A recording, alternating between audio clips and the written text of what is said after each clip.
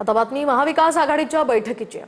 पावसाळी अधिवेशनाच्या पार्श्वभूमीवर महाविकास आघाडीची बैठक होणार आहे। या बैठकीला अंबादास दानवे, जयंत पाटील, जितेंद्र आव्हाड आणि अमीन पटेल हे बैठकीसाठी पोहोचलेले आहेत। पावसाळी अधिवेशनाच्या पार्श्वभूमीवर महाविकास आघाडीच्या नेत्यांची ही बैठक होणार आहे आणि त्यासाठी हे सगळे महत्त्वाचे नेते पोहोचलेले आहेत। अंबादास दानवे, अनिल परब आणि इतर काही महत्त्वाचे नेते इथे पोहोचलेले आहेत। अधिकची माहिती जाणून घेऊयात आमचे प्रतिनिधी अक्षय मंकणी यांच्याकडून। अक्षय, काय अधिकचे अपडेट्स या बैठकीसंदर्भात?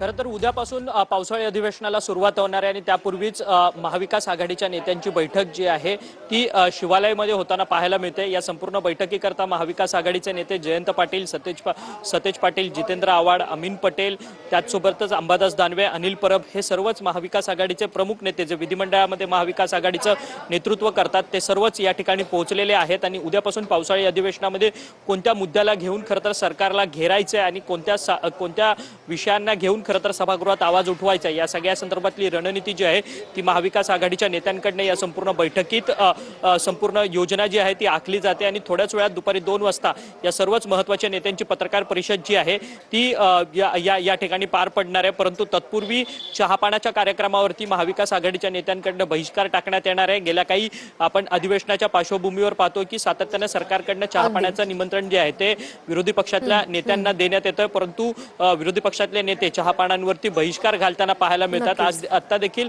अशाच पद्धतीची परिस्थिती जी आहे ती उद्भवणार आहे आणि विरोधी पक्षातले जे महाविकास आघाडीचे नेते नक्कीच अक्षय या संदर्भातले अपडेट्स घेत राहणार आहोत। तुर्तास धन्यवाद दिलेल्या या सविस्तर माहितीसाठी। आणखी एक महत्त्वाची बातमी, ओमराजेंनी ठाकरेंसोबत राहावं अशी हीच शिवसैनिकांची भावना असल्याचं प्रवीण स्वामी यांनी विधान केलेलं आहे। उमरग्याचे ठाकरेंच्या शिवसेनेचे आमदार प्रवीण स्वामी यांनी हे वक्तव्य केले। तर मी ओमराजेंशी चर्चा केल्याचंही आमदार प्रवीण स्वामी म्हणाले। यासह ओमराजेंनी ठाकरेंसोबतच राहावं अशी शिवसैनिकांची भावना असल्याचं।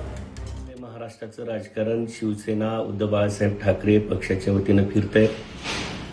6 खासदारांच्या बाबतीमध्ये चर्चा सुरू आहे, परंतु जेव्हा आम्ही आमचे आदरणीय खासदार ओमदादा निंबाळकर यांच्याशी चर्चा केली त्याबाबत त्यांनी आणखी निर्णय कोणताही घेतला नसल्याचं आम्हाला सांगितलं।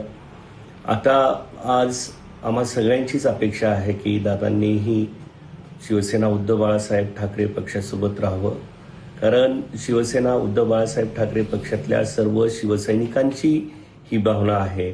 फक्त धाराशिवकरांची नाही तर तमाम महाराष्ट्रातल्या शिवसैनिकांची ही भावना आहे। आम्ही पण आदरणीय दादा असतील, उद्धव साहेब असतील, आदित्य साहेब असतील, जिल्हा प्रमुख कैलासजी पाटील असतील किंवा आमच्या मतदारसंघातील आमचे सगळे नेते असतील, यांनी शिवसेना उद्धव बाळासाहेब ठाकरे पक्षावर खूप प्रेम केलंय आणि दादांना आमच्या सगळ्यांच्या वतीनं विनंती असेल की आपण कृपया शिवसेना उद्धव बाळासाहेब ठाकरे पक्षासोबत राहावं, ही सगळ्यांचीच भावना आहे।